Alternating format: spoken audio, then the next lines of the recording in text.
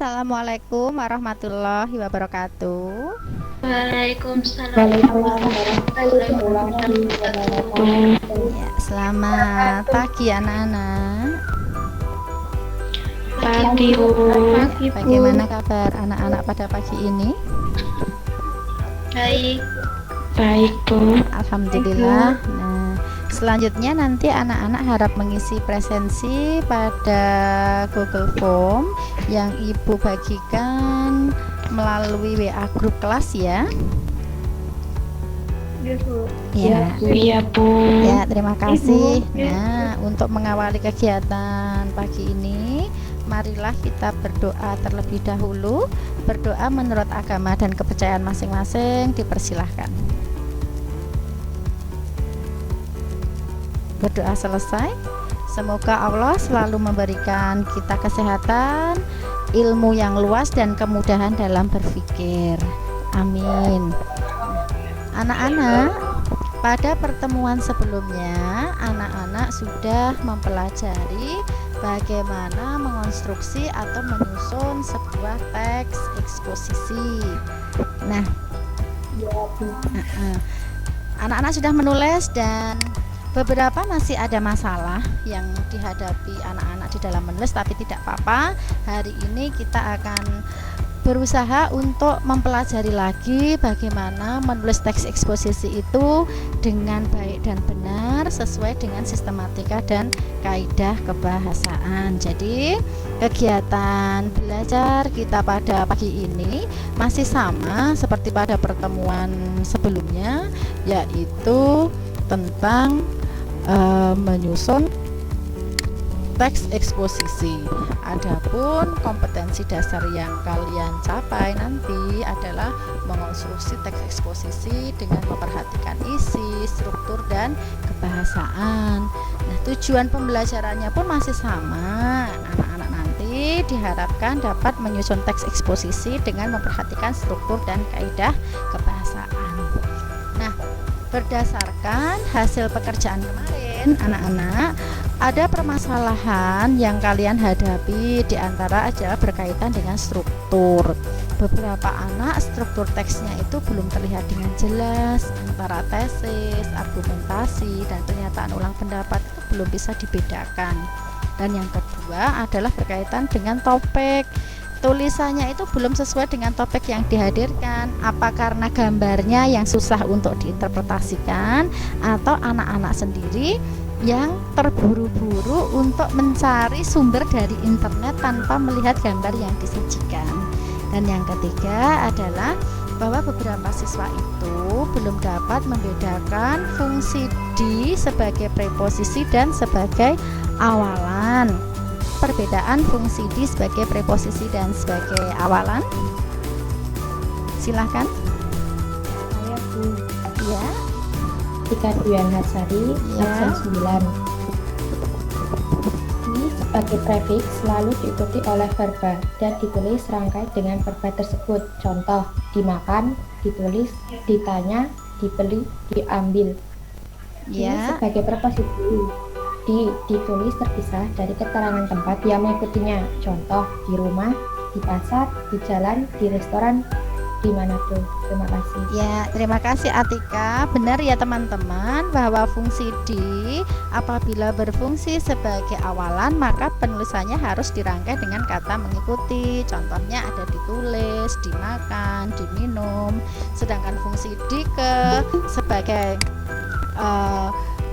preposisi, penulisannya harus dipisah dengan kata yang mengikuti. Contohnya ada di rumah, ada di sekolah, ada ke kantor. Nah, itu adalah contoh atau fungsi di sebagai preposisi dan sebagai awalan. Paham ya? Berkaitan dengan tanda baca. Nah, beberapa siswa belum memberi tanda baca pada akhir kalimat.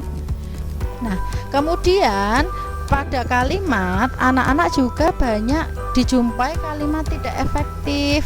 Contohnya ada yang menuliskan peristiwa ini disebabkan karena. Nah, disebabkan dan karena ini memiliki makna yang sama. Nah, seharusnya dipilih salah satu saja, seperti itu. Terus anak-anak juga cenderung susah membedakan antara gagasan utama dengan gagasan penjelas. Ayo, siapa yang bisa berpendapat berkaitan dengan gagasan utama dan gagasan penjelas? Silahkan. Gagasan utama adalah gagasan yang menjadi dasar pengembangan sebuah paragraf, sifatnya utama. Dan gagasan penjelas adalah gagasan yang menjelaskan gagasan utama, bersifat khusus. Terima kasih. Ya, ada pendapat lain dari teman-teman atau setuju dengan pendapatnya Atika? Tidak, Bu. Tidak, Bu. Oh, tidak. Tidak, Ya. Bu. Bu. Kita cermati lagi permasalahan menulis yang anak alami, yaitu diantaranya adalah banyak anak-anak itu yang masih susah membedakan huruf kapital. Biasanya masih dijumpai huruf kapital itu di tengah atau di akhir kalimat. Nah, ini kemungkinan besar karena anak-anak sekarang sudah jarang menulis dengan tulisan tangan. Banyak singkatan-singkatan karena dipengaruhi oleh kebiasaan chatting di WhatsApp atau di aplikasi medsos lainnya. Nah, ini tolong ditinggalkan ketika kita sedang mengikuti kegiatan pembelajaran menulis. Nah, Bu. ya, Nggih, Bu. untuk ini nanti silahkan anak-anak memperbaiki tulisan yang kemarin disusun. Dengan dasar apa? Setelah nanti dibaca lagi, coba anak-anak cari lagi kesalahannya di mana. Anak-anak boleh berpedoman pada KBBI, boleh menggunakan PUEBI sebagai jembatan untuk membenarkan kesalahan-kesalahan yang ada di dalam tulisan kalian.